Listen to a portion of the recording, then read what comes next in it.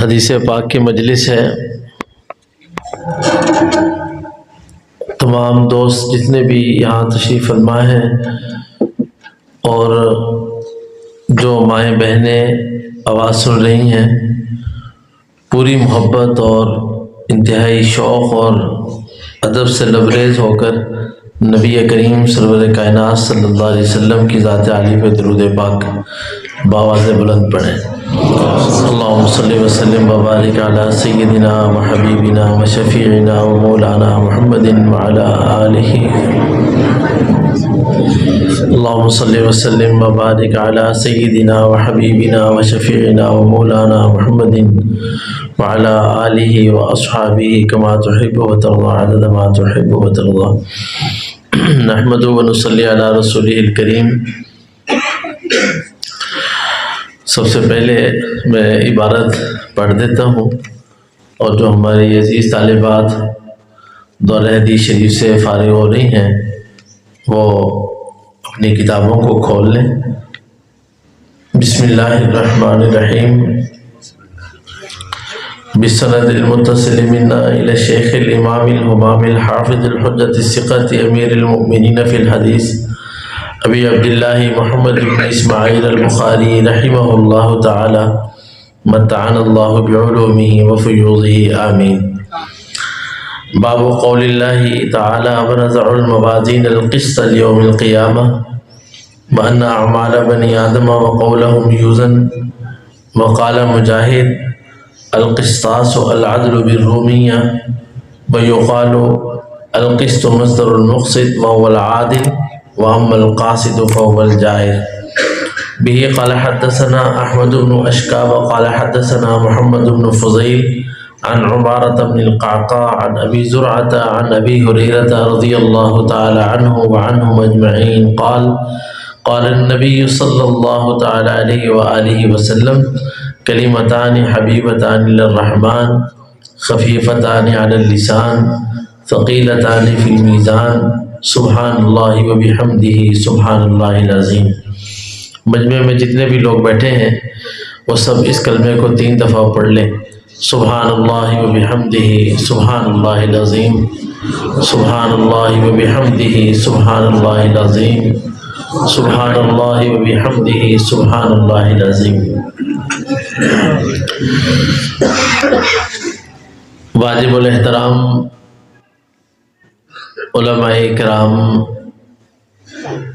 اور میرے سامنے تشریف فرما معزز مہمانان گرامی، سب سے پہلی بات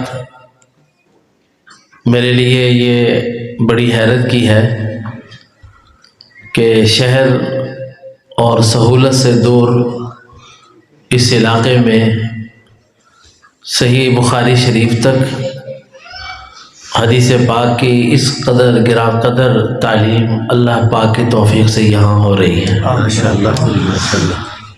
اور میں حقیقت واقعہ عرض کرتا ہوں کہ عمومی طور پر ہمارا مزاج نہیں ہے جلسوں میں جانے کا، اور ہمارے مخدوم حضرت مولانا عزیز الرحمن ثانی صاحب نے مجھے حکم فرمایا یہاں آنے کے لیے.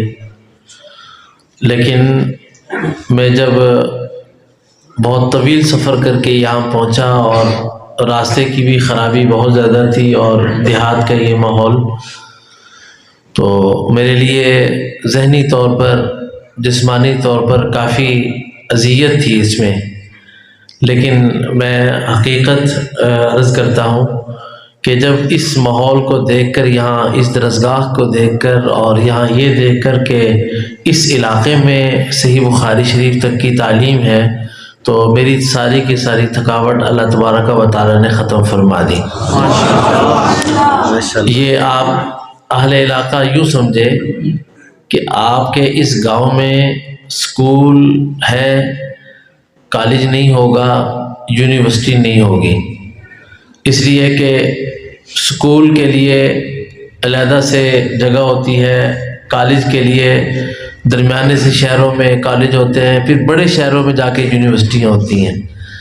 لیکن میں مبارکباد پیش کرتا ہوں حضرت مولانا عتیق الرحمان صاحب دامت برکاتہم العالیہ کو میری ان سے زندگی میں یہ پہلی ملاقات ہے، تو ان کو میں بہت تہ دل سے مبارکباد پیش کرتا ہوں، اور میری جو اس وقت کیفیت ہے میں اس کو الفاظ میں آپ کے سامنے بیان نہیں کر سکتا کہ جو میری اس وقت قلبی کیفیت ہے، کہ اللہ کی شان ہے کہ اس دور دراز علاقے میں، سہولت اور شہر سے دور علاقے میں ایک ہی جگہ پر اللہ کا کلام الف سے لے کر والناس کی سین تک پورا قرآن پڑھایا جاتا ہے، اور پھر پورا درس نظامی یہاں پڑھایا جا رہا ہے۔ سب سے پہلے تو میں ان کو مبارکباد پیش کرتا ہوں، اور اس کے بعد پھر آپ اہل علاقہ سے ایک بات عرض کر کے پھر میں کچھ حدیث پاک کے متعلق اور کچھ عمومی بات عرض کر کے اپنی بات کو ختم کر دوں گا۔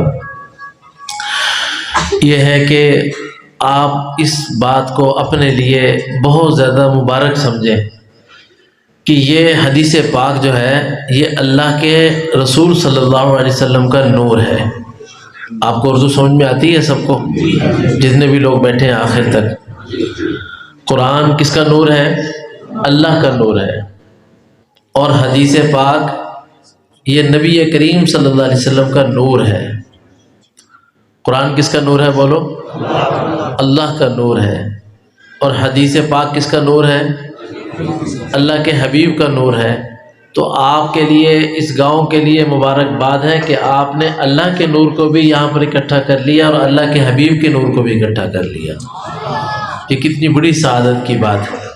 اور یہ بھی ذہن میں رکھیں کہ حضرت شاہ ولی اللہ صاحب محدث دہلوی رحمۃ اللہ علیہ، ان کی کتاب ہے فیوض الحرمین، جب وہ وہاں تشریف لے گئے مکہ مکرمہ اور مدینہ طیبہ، اور وہاں جا کر پھر ان کو جو مکاشفات ہوئے، اللہ تبارک و تعالیٰ نے ان کے قلوب پر جو کچھ کھولا، تو انہوں نے فیوض الحرمین میں لکھا ہے کہ میں نے حالت کشف میں یہ دیکھا کہ پوری دنیا میں جتنے لوگ حدیث پاک پڑھنے والے ہیں یا حدیث پاک پڑھانے والے ہیں، ان کے قلوب کا نبی کریم صلی اللہ علیہ وسلم کے قلوب کے ساتھ ایک تعلق ہے، اور نور کا رشتہ آپس میں قائم ہے۔ اور یہ بھی میں آپ سے عرض کرتا ہوں کہ جتنے بھی لوگ اس مجلس میں بیٹھے ہیں، جب بھی نبی کریم صلی اللہ علیہ وسلم کا نام آئے تو کوئی زبان خاموش نہ رہے، پڑھو اونچی بات سے صلی اللہ علیہ، ہاں آخر تک کی آواز آنی چاہیے، کہو صلی اللہ علیہ، ہاں بچے آہستہ کہو، باقی لوگ درمیانی آواز سے کہو۔ یہ ادب ہے، یہ ادب ہے۔ کس کا ادب ہے؟ حضور پاک صلی اللہ علیہ وسلم کے نام مبارک کا ادب ہے کہ جب وہ لیا جائے تو کیا کہنا ہے؟ صلی اللہ علیہ وآلہ وسلم۔ تو دو باتیں ہو گئی۔ پہلی بات ہو گئی اس مدرسے کے محتمم مولانا عتیق الرحمان صاحب کے لیے، اور دوسری بات آپ کے لیے ہو گئی، اور ایک بات میں نے اپنے لیے بھی کہہ دی۔ اور اب میں کچھ حدیث پاک کے متعلق طالبات سے عرض کرتا ہوں تاکہ سبق کی کچھ کیفیت واضح ہو جائے، اور اس کے بعد پھر میں آخری حدیث پاک کے متعلق مختصراً کچھ عرض کر کے اپنی بات کو ختم کروں گا انشاءاللہ۔ باب قول اللہ تعالی ونضع الموازین القسط لیوم القیامہ۔ اللہ تبارک و تعالیٰ فرماتے ہیں کہ ہم قیامت کے دن میزان عدل قائم کریں گے، ترازو لگائیں گے ہم قیامت کے دن، جس میں ہر آدمی کا عمل تولا جائے گا۔ جو زندگی میں اس نے کام کیا وہ بھی تولا جائے گا، جو اس نے زندگی میں زبان سے کلام کیا وہ بھی تولا جائے گا۔ یوں کہو کہ بدن نے جو کام کیا وہ تولا جائے گا، اور زبان نے جو کلام کیا وہ تولا جائے گا۔ وَنَضَعُ الْمَوَازِينَ الْقِسْطَ لِيَوْمِ الْقِيَامَةِ۔ قیامت کے دن ہم یہ میزان عدل قائم کریں گے۔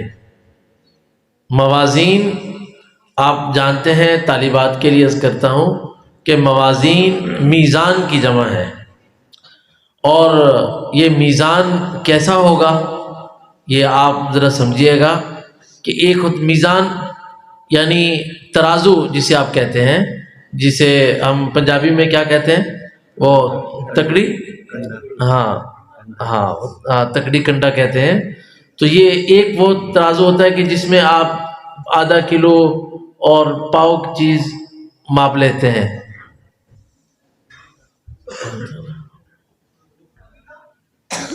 آگے آ جائیں مصعب، آ جاؤ آگے تشریف لیں.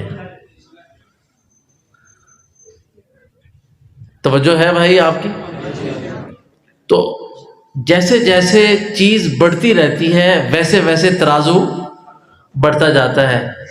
سونے کو تولنے کا ترازو بہت چھوٹا سا ہوتا ہے، چاندی کو تولنے کا ترازو چھوٹا سا ہوتا ہے، پھر اس کے بعد 1 کلو تولنے والا ترازو اس سے تھوڑا سا بڑا ہوتا ہے، 5 کلو، پھر ایک وہ ترازو ہوتا ہے جس نے منوں اور ٹنوں کا وزن کرنا ہوتا ہے، وہ ترازو اس سے بڑا ہوتا ہے. اور ایک ترازو اتنا بڑا ہوتا ہے کہ پورا کا پورا ٹرالا اس ترازو کے اوپر آ کے کھڑا ہو جاتا ہے. توجہ ہے آپ کی؟ پورا کا پورا ٹرالا اس ترازو پر آ کر کے کھڑا ہو جاتا ہے تو پورے ٹرالے کا وزن ہو جاتا ہے کہ یہ اس ٹرالے کا وزن کتنا ہے. تو یہ ہر چیز کا ترازو علیحدہ علیحدہ. تو اللہ تبارک و تعالیٰ نے قیامت کے دن بھی ایک ترازو وہاں پر لگانا ہے، اس ترازو کے اندر انسان کے اعمال تولے جائیں گے. اسی امام بخاری رحمۃ اللہ علیہ نے فرمایا کہ وَأَنَّ أَعْمَالَ بَنِي آدَمَ وَقَوْلَهُمْ يُوزَنُ، کہ انسان کے اعمال قیامت کے دن تولے جائیں گے. اور میزان کے متعلق آپ سمجھتے ہیں، علماء یہاں تشریف فرمائے ہیں، عزیز طالبات کے لیے یہ بات عرض کر رہا ہوں کہ کچھ لوگوں نے اس کا انکار کر دیا تھا کہ بھئی اعمال نہیں تولے جائیں گے، یہ کچھ نہیں ہوگا، بس یہ کہ ایک فیصلہ کر دیا جائے کہ یہ جنت میں چلا جائے گا، یہ جہنم میں چلا جائے گا. کچھ لوگوں نے ایسے اس کا انکار کر دیا. اس انکار کی وجہ یہ ہوئی کہ انہوں نے کہا کہ اعمال جو ہیں وہ اعراض ہیں، اور اعراض جو ہوتے ہیں وہ غیر مجسوم ہوتے ہیں، اور جو چیز غیر مجسوم ہوتی ہے وہ غیر موزون ہوتی ہے، تو اس کا وزن نہیں ہوتا، تو لہٰذا ان کا کوئی وزن نہیں ہوگا. تو امام بخاری رحمۃ اللہ علیہ نے یہ کہہ کر کہ وَأَنَّ أَعْمَالَ بَنِي آدَمَ وَقَوْلَهُمْ يُوزَنُ، یہ کہہ دیا کہ اس معاملے میں ہم نے اپنی عقل کا استعمال نہیں کرنا، بلکہ ہم نے اس معاملے میں اللہ کے حکم کی تابعیت اختیار کرنی.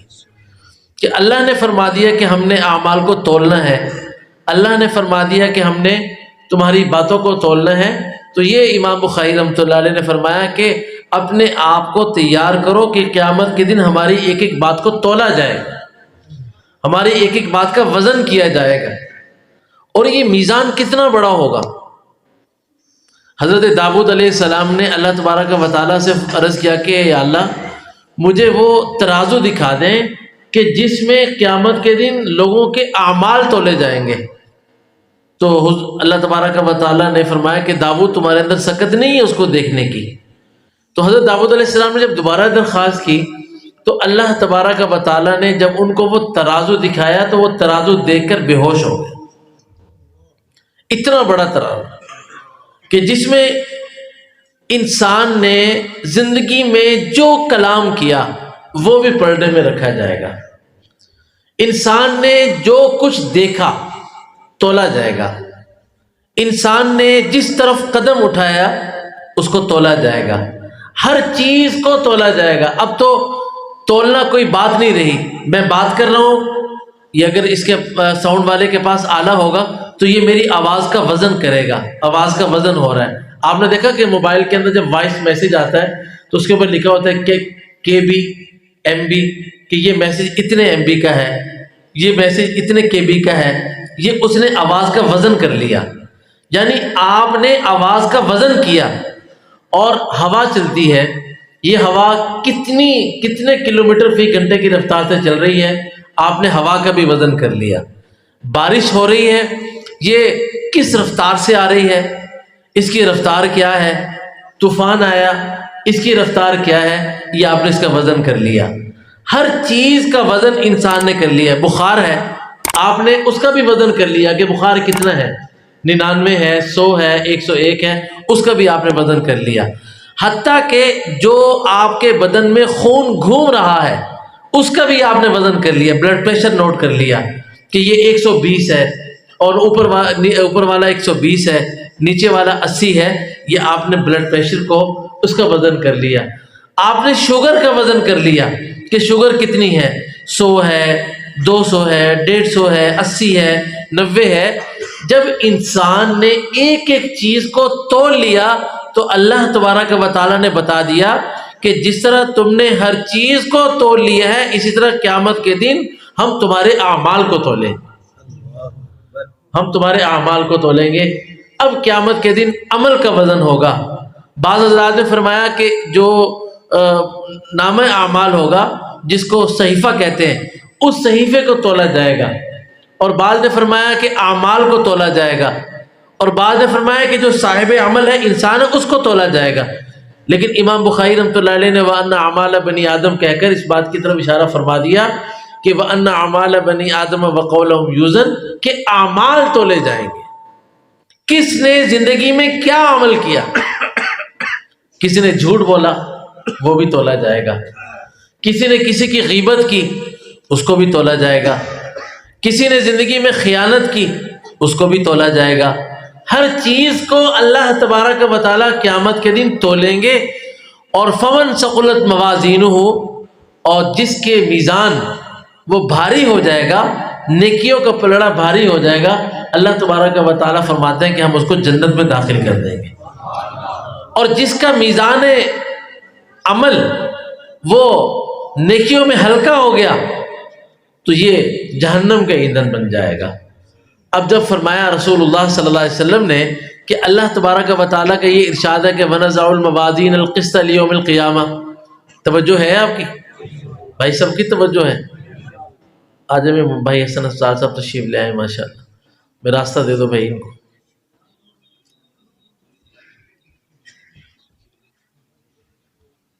اب تک جتنی بات میں نے کی آپ کو سمجھ میں آ گئی؟ ترازو کتنا بڑا تھا کہ داؤد علیہ السلام اس کو دیکھ کر بے ہوش ہو گئے، اور ترازو کتنا بڑا ہوگا اس کے اوپر ایک اور روایت سنیں کہ نبی کریم صلی اللہ علیہ وآلہ وسلم نے ارشاد فرمایا،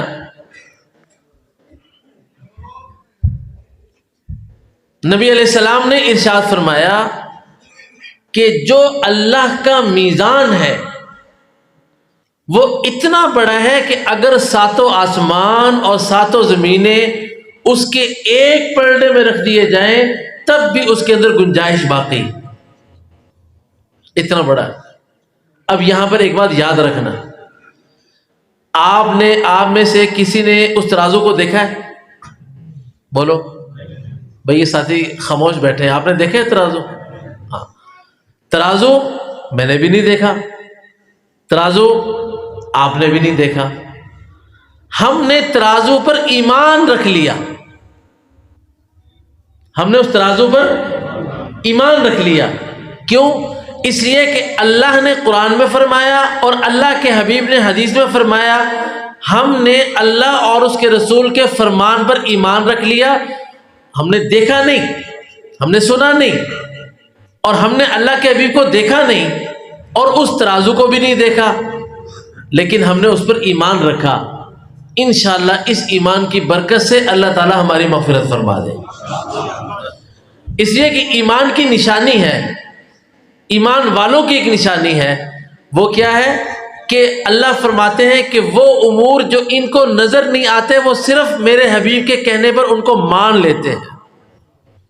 الذین یؤمنون بالغیب، کہ وہ چیزیں کہ جن کے اوپر انہوں نے اندیکھے ایمان لے آئے۔ اور ایک بات یہاں ذہن میں رکھیے گا کہ اللہ کے رسول کو دیکھا نہیں، جنت کو دیکھا نہیں، جہنم کو دیکھا نہیں، قرآن اترتے ہوئے دیکھا نہیں، اللہ کو دیکھا نہیں، اللہ کے میزان کو دیکھا نہیں، فرشتوں کو نہیں دیکھا، لیکن اس پر ایمان لے آیا۔ اللہ تبارک و تعالی اس ایمان پر اتنا بڑا فیصلہ فرمائیں گے کہ اگر کسی آدمی کی زندگی گناہوں سے کیوں نہ بھری ہوئی ہو، صرف اس غیبی چیزوں پر ایمان لانے کی وجہ سے اللہ تبارک و تعالی اس کی مغفرت فرما دیں۔ اس لیے یہ غیب پر ایمان کوئی معمولی چیز نہیں، یہ غیب پر ایمان بہت بڑی چیز۔ اس پر 2 روایتیں آپ کو میں سناتا ہوں۔ میں سوچ کر کچھ اور آیا ہوا تھا، رخ کسی اور طرف مڑ گیا۔ بھی مشکات شریف میں باب و فضل حاضر الامہ کی یہ روایتیں ہیں جو دو میں آپ کو سنانے لگا ہوں کہ نبی کریم صلی اللہ علیہ وآلہ وسلم نے فرمایا کہ طوبی لمن رآنی و آمن بی. اس کا معنی یہ ہے کہ اس آدمی کے لیے خوشخبری ہے کہ جس نے مجھے دیکھا اور میرے اوپر ایمان لے آیا. اس آدمی کے لیے خوشخبری ہے طوبی لمن رآنی و آمن بی، کہ جس نے مجھے دیکھا اور میرے اوپر ایمان لے آیا اس کے لیے خوشخبری. پھر آپ نے فرمایا کہ طوبی 7 مرات لم یرنی و آمن بی، اور اس آدمی کے لیے 7 دفعہ خوشخبری ہے کہ جس نے مجھے نہیں دیکھا لیکن وہ میرے اوپر ایمان لے آیا. کہ حضور کو دیکھا نہیں لیکن حضور پر ایمان لے آیا.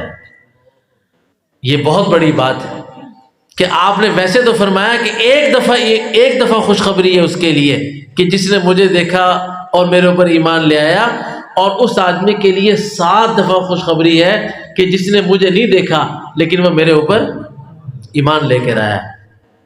اور اس کے اوپر ایک دوسری بات میں آپ کو عرض کرتا ہوں کہ نبی کریم صلی اللہ علیہ وآلہ وسلم نے فرمایا کہ قرب قیامت میں کچھ لوگ ہوں گے، وہ جب عمل کریں گے تو ان کو ایک عمل کرنے پر اللہ تبارک و تعالی اجر 50 منکم، تم صحابہ کے 50 عملوں کے برابر ثواب عطا فرمائیں گے.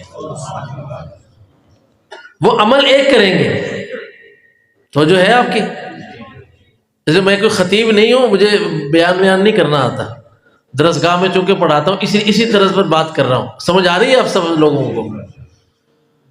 تو ایک عمل کرو گے تو اجر 50 منکم، صحابہ کو آپ نے فرمایا کہ تم 50 عمل کرو اور وہ ایک عمل کریں تو ان کو ایک عمل پر 50 تمہارے عملوں کے برابر ثواب ملے گا. صحابہ نے کہا اجر 50 منا یا رسول اللہ، اللہ کے رسول ہم میں سے 50 عملوں کا اجر؟ آپ نے فرمایا کہ ہاں، اس لیے کہ انہوں نے مجھے دیکھا نہیں، تم نے مجھے دیکھا، تم نے قرآن اترتے ہوئے دیکھا، تم نے وحی کو اترتے ہوئے دیکھا، انہوں نے مجھے نہیں دیکھا، انہوں نے وحی اترتے ہوئے نہیں دیکھی، انہوں نے قرآن اترتے ہوئے نہیں دیکھا، اس کے باوجود وہ قرآن پر بھی ایمان لائے، وحی پر بھی ایمان لائے، اللہ پر بھی ایمان لائے اور میرے اوپر بھی ایمان لائے. یہ کتنے بڑی فضیلت کی بات ہے، یہ ہر کسی کو حاصل نہیں، یہ حضور نبی کریم صلی اللہ علیہ وسلم کی اس امت کو حاصل. تو بعض لوگوں نے انکار کر دیا. اب لوگ کہتے ہیں کہ جی میری سمجھ میں نہیں آتا اس لیے میں نہیں مانتا، میری سمجھ میں نہیں آیا اس لیے میں نہیں مانتا. تو ہمارے حضرت مفتی محمد حسن صاحب فرماتے ہیں کہ تیری سمجھ ہے کتنی جو تیری عقل میں بات نہیں آ رہی؟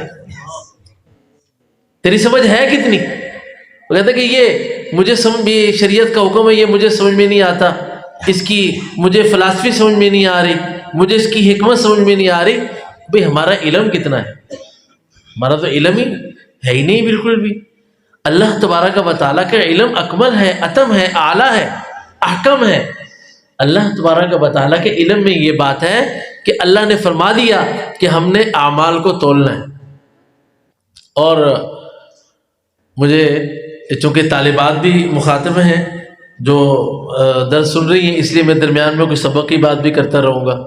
آپ لوگوں نے علماء کرام جانتے ہیں، طالبات نے شرح قائد میں پڑھا ہوگا کہ جہاں پر وزن کی بات آتی ہے تو انہوں نے وہاں پر پڑھا کہ تفتازانی صاحب رحمۃ اللہ علیہ نے لکھا کہ والوزن حق، کہ وزن کیا ہے؟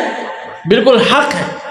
والمیزان عبارت عما یعرف به مقادیر الاعمال، یہ جو میزان ہے یہ اعمال کی مقدار کو ماپنے کے واسطے. اور والعقل قاصر عن ادراک کیفیتہ، اور عقل کے اندر یہ بات نہیں آ سکتی، بالکل یہ بات عقل کے اندر نہیں آ سکتی. اگر تم عقل کا پیمانہ لاؤ گے، عقل کا پیمانہ کتنا بڑا ہے؟ اب آپ مجھے یہ بتائیں کہ جو ٹرالا ہے، ٹرالے کے لیے جو ہم نے ترازو بنایا، تو کیا اس کے اوپر جہاز کا وزن کیا جا سکتا ہے؟ بولو بھائی، اس کے اوپر وزن نہیں کیا جا سکتا۔ بھائی کوئی آدمی جس چیز پر سونا تولا جائے گا اس کے اوپر لا کے لوہا رکھ دے، وہ تو ترازو ٹوٹ جائے گا، اور جس کے اوپر لوہا ماپتے ہیں اس کے اوپر ٹرالا لا دو تو وہ ٹوٹ جائے گا۔ تو اللہ تبارک و تعالیٰ نے اعمال کے لیے میزان لگایا ہے۔ اب تم نے دو روایتیں سنی، پہلی روایت مجھ سے سنی کہ حضرت داؤد علیہ السلام نے جب وہ میزان کو دیکھا تو بے ہوش ہو گئے، اور دوسری روایت سنی کہ مولانا سجاد صاحب بیٹھے نا، تو دوسری روایت یہ ہوئی کہ اللہ نے فرمایا کہ میزان اتنا بڑا ہے کہ ساتوں آسمان اور ساتوں زمینیں اگر اس کے اندر آ جائیں تو وہ پھر بھی کھلا کا کھلا ہے۔ اب سوال یہ پیدا ہوا کہ اتنا بڑا میزان، اتنا بڑا ترازو، بھائی اس کو بھرے گا کون؟ اس کو کون بھرے گا؟ بھائی نمازیں تو پوری ہم سے ہوتی نہیں، ہم سے تو روزے نہیں رکھے جاتے، ہم سے تو دن میں کتنے گناہ ہو جاتے ہیں، تو یہ ترازو کیسے بھرے گا؟ اب خوشخبری ہے میرے لیے، آپ کے لیے، اور ہر اس کے لیے جس نے نبی کریم صلی اللہ علیہ وآلہ وسلم کی غلامی کا طوق اپنے گلے کے اندر سجایا ہے۔ سبحان اللہ۔ فرمایا رسول اللہ صلی اللہ علیہ وآلہ وسلم نے کہ اللہ کا میزان بہت بڑا ہے، لیکن گھبرانے کی بات نہیں، ایک دفعہ سبحان اللہ کہو گے وسبحان اللہ تملأ المیزان، کہ اللہ کا میزان اتنا بڑا ہے کہ ساتوں آسمان اور ساتوں زمینیں ڈال دو تب بھی نہیں بھرے گا، لیکن زبان سے ایک دفعہ سبحان اللہ کہہ دو اللہ کا میزان بھر جائے گا ثواب سے۔ سبحان اللہ تملأ المیزان۔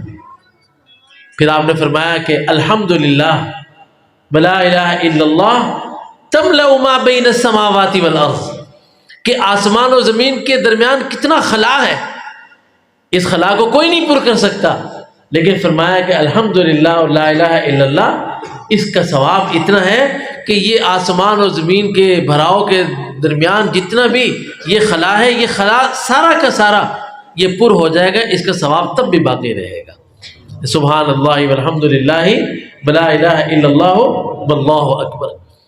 اسی بعد اللہ نے فرمایا کہ یہ افضل الکلامی بعد کلام اللہ ہے، یہ افضل الکلامی بعد کلام اللہ ہے، کہ اللہ کے کلام یعنی قرآن کریم کے بعد سب سے افضل ذکر یہ ہے سبحان اللہ والحمدللہ ولا الہ الا اللہ واللہ اکبر۔ میں علماء اور اپنی عزیز طالبات کے لیے یہ بات عرض کرتا ہوں، خلیل نحوی کا نام آپ سب نے سنا ہوگا، کتنا بڑا نحوی گزرا ہے، سارے اس کے پیچھے چل رہے ہیں۔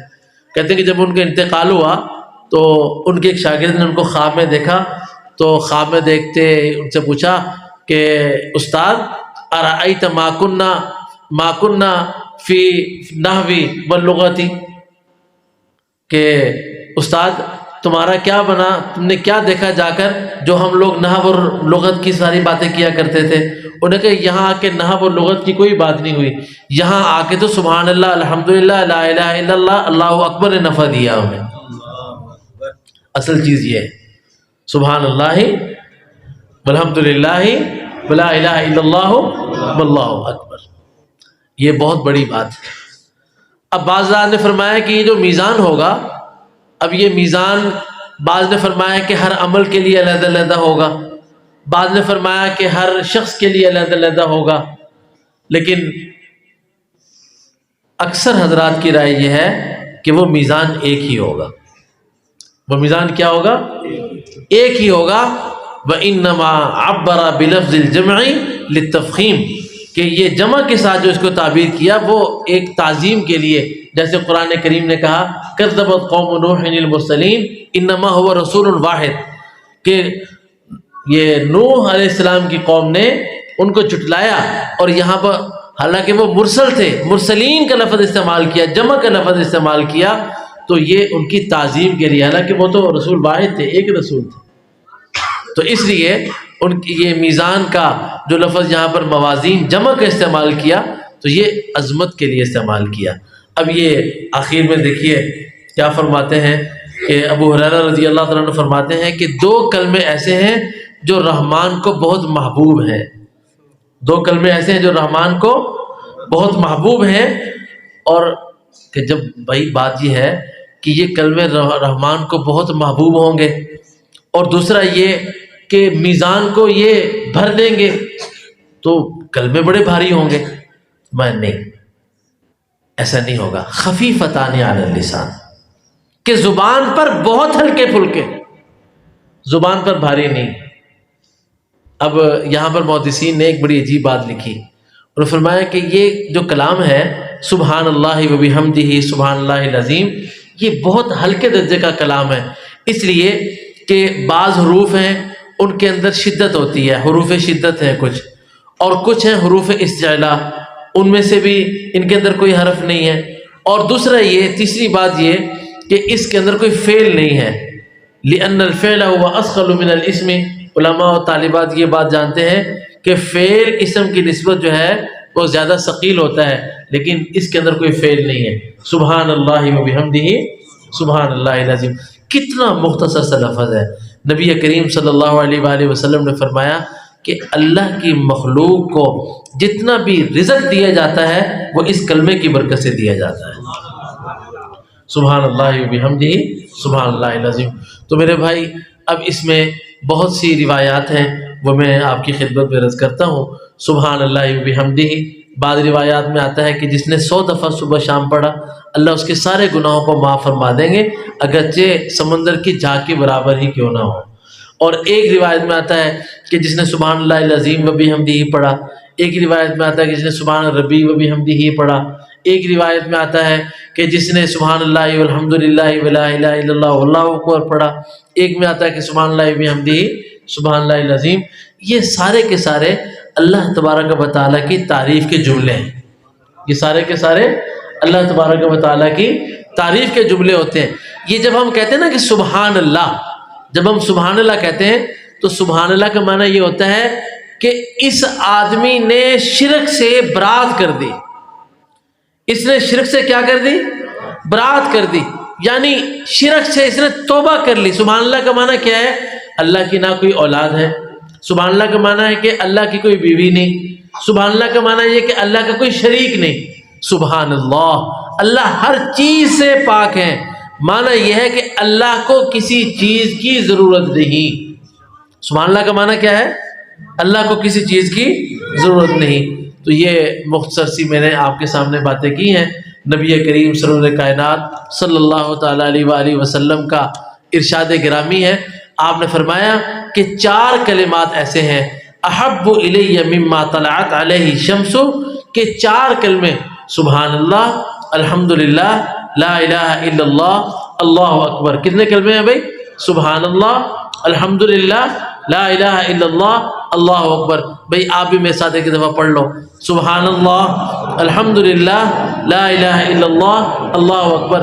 اللہ کے حبیب فرما رہے ہیں کہ یہ 4 کلمے ہیں جن جن چیزوں پر روئے زمین پر سورج طلوع ہوتا ہے، یہ 4 کلمے مجھے ان میں سب سے زیادہ محبوب ہیں۔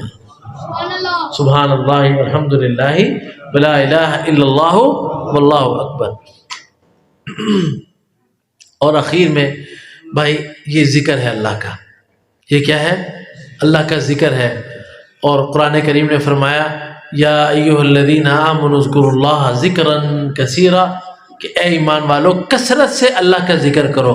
اور نبی کریم صلی اللہ علیہ وآلہ وسلم کا ارشاد ہے کہ مثل الذی یذکر ربہ والذی لا یذکر ربہ مثل الحی والمیت، کہ ایک وہ آدمی ہے کہ جو اللہ کا ذکر کرتا ہے اور ایک وہ آدمی ہے جو اللہ کا ذکر نہیں کرتا۔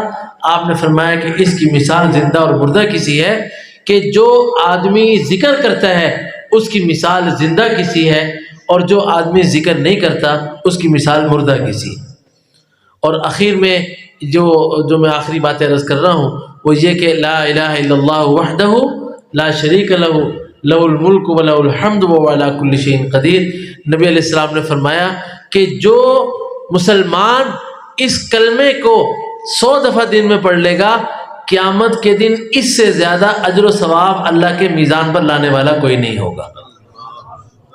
جو اس کلمے کو 100 دفعہ دن میں پڑھ لے گا تو اللہ کے میزان پر قیامت کے دن اس سے زیادہ ثواب لانے والا کوئی نہیں ہوگا، ماں سوائے اس آدمی کے جو اس کلمے کو زیادہ پڑھ لے۔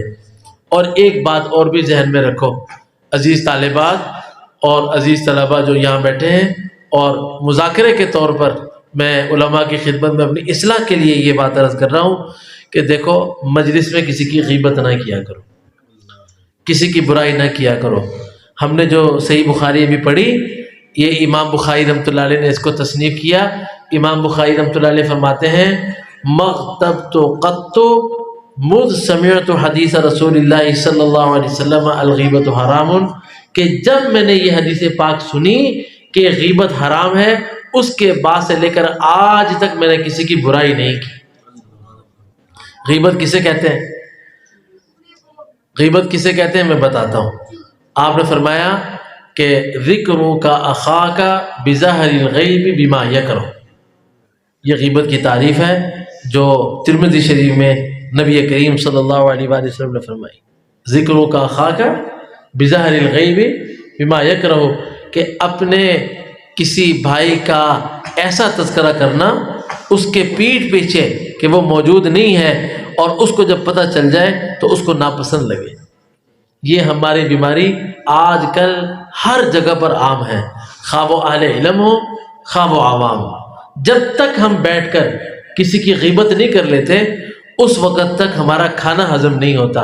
بھائی جب یاد رکھو، جب ہم کسی کی برائی بیان کرتے ہیں نا، اور ایک یہ بھی یاد رکھنا کہ جب نبی کریم صلی اللہ علیہ وآلہ وسلم نے یہ بات ارشاد فرمائی تو صحابہ نے عرض کیا کہ حضرت اگر یہ برائی اس کے اندر موجود ہو، پھر آپ نے فرمایا کہ وَهَذِهِ الْغِیبَةُ، یہی تو غیبت ہے۔ وَإِلَّا فَقَدْ بَهَتَّهُ، اگر وہ برائی اس کے اندر موجود نہیں ہوگی تو نے تو اس کے اوپر بہتان لگا دیا۔ آج لوگ بڑی بہادری کرتے ہیں، وہ کہتے ہیں یہ بات تو میں اس کے منہ پر بھی کہہ سکتا ہوں۔ بھائی یہی تو غیبت ہے، اور غیبت کسے کہتے ہیں؟ کسی کی برائی نہ کرو، اپنے آپ کو دیکھو۔ اگر ہم اپنے آپ کو دیکھیں گے تو جتنی برائی ہمیں اپنے آپ کے اندر نظر آئے گی تو فرمایا کہ اس کو پھر دوسرے کے اندر برائی کبھی بھی نظر نہیں آئے گی۔ اس کو میں آسان الفاظ سے سمجھاتا ہوں کہ دیکھو، جس وقت میں انسان یہ بیت الخلاء میں جاتا ہے، پیشاب کرتا ہے، تو اس کو اپنی غلاظت نظر آتی ہے، تو جس وقت میں اس کو اپنی غلاظت نظر آ رہی ہوتی ہے تو پھر اس کی توجہ ادھر ادھر نہیں ہوتی اس وقت میں۔ یہ انسان کو چاہیے کہ ہر وقت اپنے دل کے اندر جو غلاظت چھپی ہوئی ہے اس کو دیکھتا رہے۔ میری آنکھ نے کتنی مرتبہ غلط نگاہ سے کسی کو دیکھا، کسی غیر محرم کو دیکھا، میری زبان نے کتنے جھوٹ بولے، میری زبان نے کتنی غیبتیں کی۔ بس جب آدمی یہ کچھ سوچتا رہے گا تو پھر اس کی توجہ ہوتی رہے گی، بھائی میں سب سے برا ہوں، مجھ سے زیادہ کوئی برا نہیں، میں سب سے برا ہوں، مجھ سے زیادہ کوئی برا نہیں۔ اس لیے کہ اس لیے آج جتنے بھی یہاں پر لوگ بیٹھے ہیں وہ سب کے سب یہ بات کا تہیہ کرو کہ ہم نے آئندہ کسی مسلمان کی برائی بیان نہیں کرنی۔ ارادہ کرتے ہو؟ اللہ تعالیٰ اس ارادے کی برکت سے، اللہ پاک اس نیک ارادے کی برکت سے مجھے بھی اس برائی سے محفوظ فرما دے۔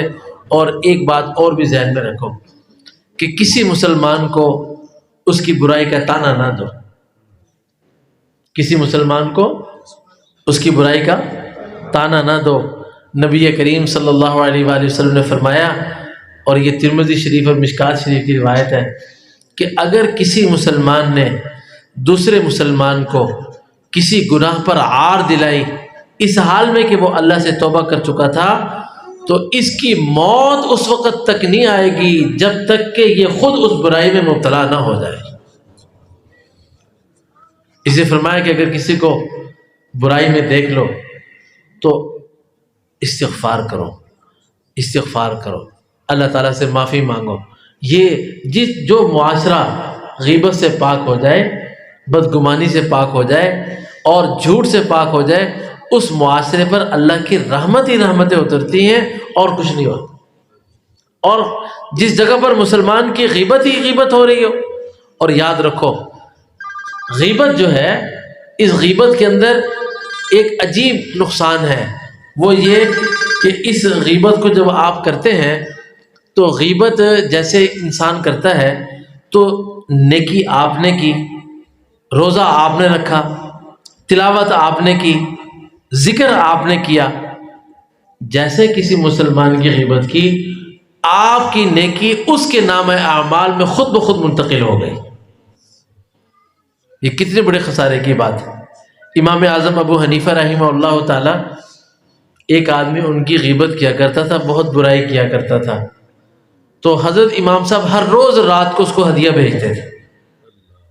ایک دن اس نے توبہ کر لی، حضرت کی غیبت بند کر دی اور برائی بند کر دی، تو حضرت نے پیسے بھیجنے بند کر دیے۔ تو ایک دن آیا، اس نے آگے کہا کہ حضرت پہلے میں آپ کی غیبت کیا کرتا تھا، آپ کی برائی بیان کیا کرتا تھا تو آپ مجھے پیسے بھیجتے تھے، اب میں نے آپ کی برائی بند کر دی، آپ کی اچھائیاں بیان شروع کی تو آپ نے پیسے بند کر دی، یہ چکر کیا کیا؟ پیسے تو بڑھا دینے چاہیے تھے۔ تو آپ نے فرمایا کہ پہلے تم مجھے اپنی نیکیاں دیتے تھے، میں تمہیں اپنی دنیا دیا کرتا تھا، تم نے نیکیاں روک لی تو میں نے دنیا روک لی۔ اس لیے اس بات کا اہتمام کرو۔ بھائی کسی کے بارے میں کوئی بات کرنے لگے، اس سے کہو بھائی کسی کی برائی میرے سامنے نہ کرو، میں خود بہت برا ہوں، یہ نہ کہیں کہ ہم بہت برے، تو کہ بھائی میں خود بہت برا ہوں، میرے اوپر پہلے ہی میرا وزن بہت زیادہ ہے، اس لیے بھائی کسی کی برائی میرے سامنے نہ کرو۔ ہمارے دادا پیر حضرت شاہ عبد القادر صاحب رائے پوری رحمۃ اللہ علیہ کے بارے میں آتا ہے کہ کسی کی جرت نہیں تھی کہ حضرت کے مجلس میں کسی کی برائی بیان کرے، کسی کی جرت نہیں تھی۔